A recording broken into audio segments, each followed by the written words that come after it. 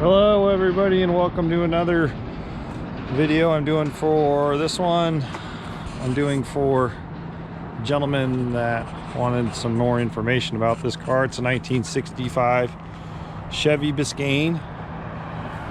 This car was restored by a gentleman in Olympia, Washington that did some high-end restorations and everything. He's restored Shelby GT 500s and stuff before. This was the last one he was doing. Didn't quite fully finish. The only thing he didn't finish was the interior. Although it's nice, it's not perfect. But a nice straight car down the sides and everything. The undersides of this car, I'll try and get a video of too, are super clean. I backed it out of my shop. I went through a little mud puddle and got a little dirt on one side of it, but basic, just a Biscayne. The car is now equipped with a 396 block and a 4-speed. This is not a chip. This is just a little bit of dirt. Torque thrust wheels. Very clean car all the way around. Very nice condition. The paint is really nice on it. The interior is really nice. The car was frame offed. Floor pans are red oxide primer. The trunk has been redone and everything. I do not know what gears the rear end has in it. The car does drive out nice. And everything. I'm just kind of showing you the roof line here. Okay, we'll open the hood. It is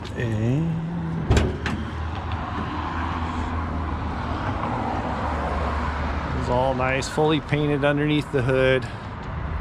Painted the firewall, they painted the inner fenders, body color. The underside, like I said, is red oxide primer. A little bit of dust on the motor. I haven't wiped it down in a month or so. My building gets really dusty from this busy street out here. So inner fenders, looks like pretty much all new wiring harness and everything in it. There's the motor. I'm forgetting offhand what year it is. I did decode it. It is a JQ code. I'll try and look that up a little bit. But you can see the frame is all powder coated, clean, all new shocks and all that stuff all the way around. This is an overflow for the aluminum radiator. They did put aluminum radiator in it. I'll get the key out. Well, I'll show you the interior while I do that. So this interior was done not by him, although he modified it. The interior was done by another local lady who sold him this car many years ago, and they redid it. She though, because Biscaynes are hard to get parts for, she's sewn up these door panels and she's sewn up the seat covers. He changed it. It used to be black dash, black headliner, and everything. And the headliner's in really nice shape, like new. The visors, the chrome on the visors. The dash is in really good shape. Of course, they put an Impala steering wheel in it. Got some old school gauges there, oil pressure, tack. Biscaynes were simple cars. Didn't have a lot of options. So, but it's all real clean all the way down in here. I'll grab the key so I can show you guys the trunk. Anyways, he changed these were black and he made it that cream to match the dash. And I've been trying to see if I can get a upholsterer guy, but everybody's busy over a year out right now. It's COVID season, to try and get the seat covers. It's got this little tear in the fabric here on the shoulder. The rest is nice, but it's also not my favorite pattern. So I want to get this light cream colored, which you can see this is a little dirty. because it'll be hard to keep clean, but I thought of doing that on the seats. That's what I would do. Let me open the trunk, show you how nice the trunk is. Put the key in the right way. Sometimes you got to be smarter than the lock, right? Maybe that is the right key. It's not the key. Maybe I'm using the wrong key. Let's try the other key. Put the wrong key in. So matching spare. And then here's the underside of the trunk. It's all real nice, painted just like the body. Here's the inside of the trunk. I do think, look up under here, that's nice, clean, painted. It looks like they did patch this driver's side panel. I don't see patches on the passenger side. Here is the floor pan of the trunk. We all painted that all body color too. Done, nice. I use the word nice a lot, but this is better than nice. This is really, I think, pretty good. But look, like new lock hardware. And I don't know how many years he had this done, or for the most part done. I'll show you. Oh, just gotta take a pause. A customer coming to the shop. I'll be right back with you. Okay, I'm back. I got a little helper. We're gonna get in. We're gonna start it up. I already did that. And you can hear the motor, and then I'll walk around the back, and you can hear the exhaust note and all that stuff. It always starts right up, which is nice. Some cars you got to crank and pump, and this one you don't.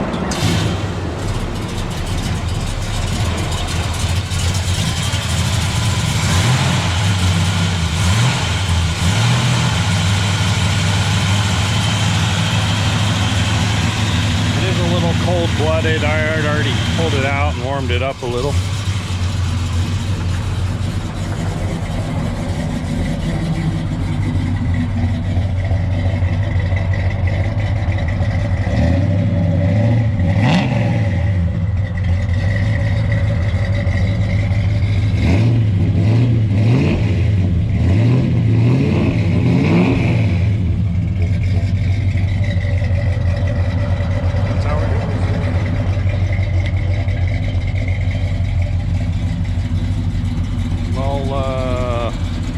Mount the camera on the inside window and I'll go cruising around the block.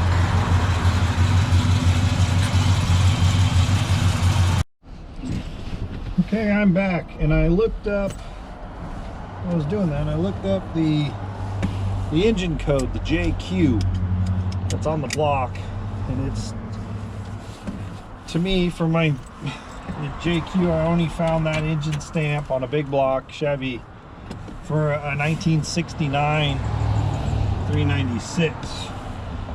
So the motor appears to be a 1969 block. A little bit. We'll take it for a spin.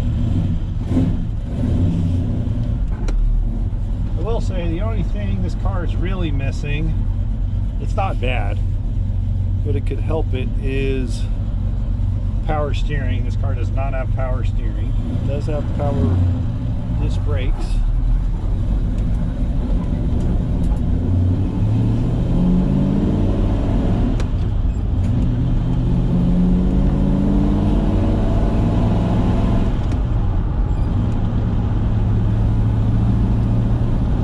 Just skip third. Sometimes I do that. I'll hit third another time. If you look on my channel, I did a video of a 72 Chevelle, and I did the same thing. I skipped third. Just, you got a big block, you got torque, you don't need to hit every gear when you normal drive it. When I get on the road over there though, or coming up here, or I can even do it right now, you downshift into third, let you know all the gears work, in case you're worried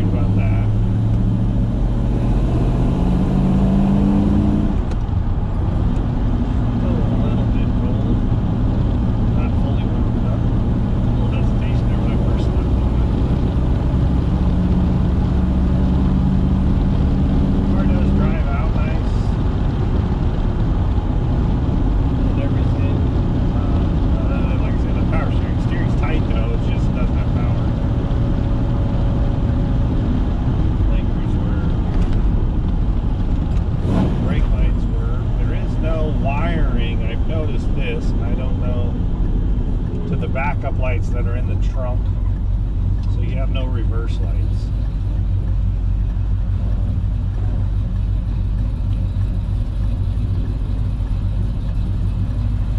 No fun to drive though.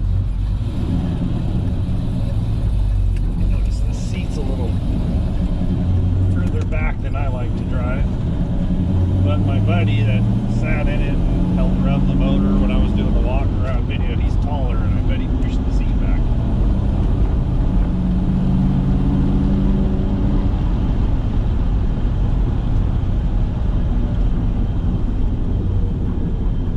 We're gonna dodge our giant pothole up here. Like that guy even drove around it too. The city of Tacoma won't fix that damn hole.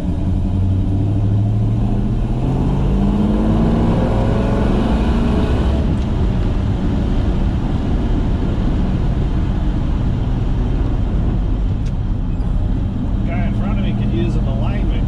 I doubt you can see it because of the wide angle, but this car is driving down the street pretty quick.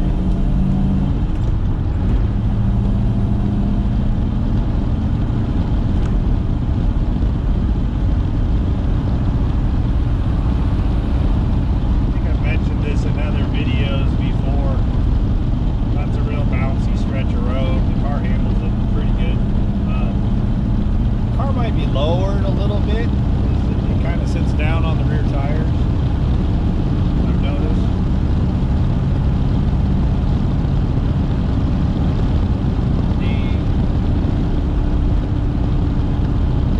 And I told in videos before, I said how I'm a bigger fan of these big full frame cars, Chevelles, Impalas. I like Camaros, I like Mustangs, but I don't really like how unibody cars drive. Cars are a little more solid on frames. They don't feel as rattly and all that other stuff. I'll get back to the shop. I don't have a lift available right now, but I'll pull in, I'll get a light out, I'll kind of shoot a brief little underside of the floors. If you go to my website, see all the pictures that are underside if the car is still available. If you watch this when the car is not available, they won't be there. Kind of a unique car. You don't see many Biscaynes. You don't even see many Bel Airs from 65. Everybody wants the Impala. You don't see many restored cars other than the Impala.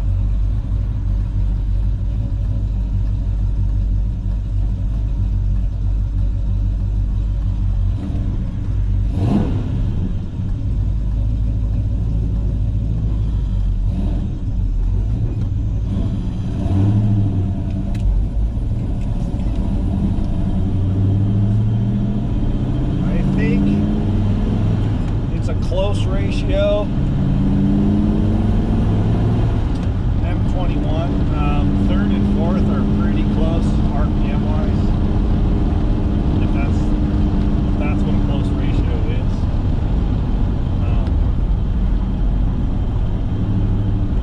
There's not a big RPM drop between second, third, fourth. I don't think. I think they're all pretty close, and it feels like first is a taller first. Like it'll be really bogged down if you're crawling slow in first. Like you kind of gotta rev it up a little more. If that makes sense, people know. So it's got a taller first gear, and then the rest of the gears seem to be closer ratio with each other.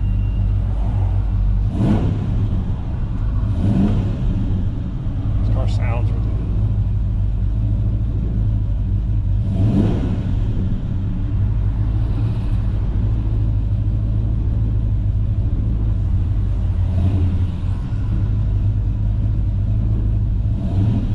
There is, you can hear it occasionally, you might pick it up on this microphone, or it might be really noisy. It's kind of a, it almost feels like the tailpipe is ever so slightly rubbing on something back there, especially at idle.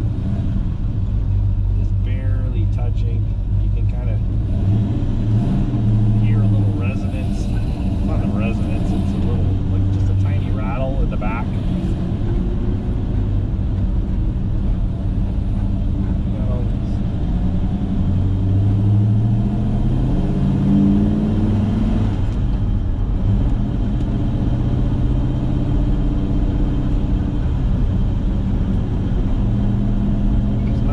Exciting drive, I know. I should really go find a road where I can really drive these on. But being a small one-man operation, I don't really want to leave my shop too much during the day, because like I left and now there's a big Ford pickup here. There's somebody here and I don't know who it is. So I'll pull in. See who it is. I'll get a flashlight, shoot an underside real quick for you. I'll be right back. Okay, here's a little quick video of the underside of the floors, and you can see how clean they are and everything. This car really hasn't been driven much at all on any wet roads because it is so clean. You can see the red oxide primer paint, the drive shaft's all nice.